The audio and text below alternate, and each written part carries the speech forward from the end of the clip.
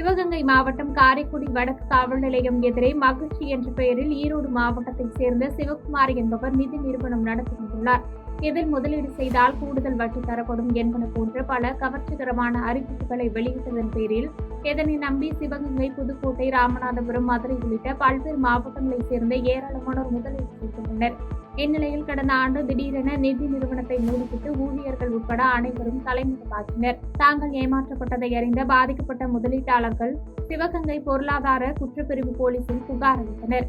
புகாரின் அடிப்படையில் வழக்கு பதிவு செய்த போலீசார் நிதி நிறுவன ஊழியர்கள் 6 பேரை ஏற்கனவே கைது செய்துள்ளனர்.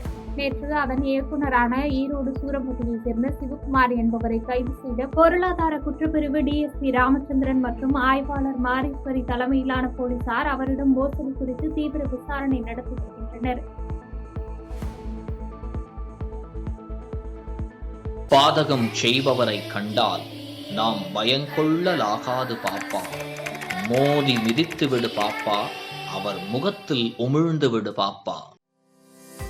அண்மை செய்திகளை உடனுக்குடன் தெரிந்து கொள்ள இணைந்திருங்கள் எம் நாடு தொலைக்காட்சியுடன்.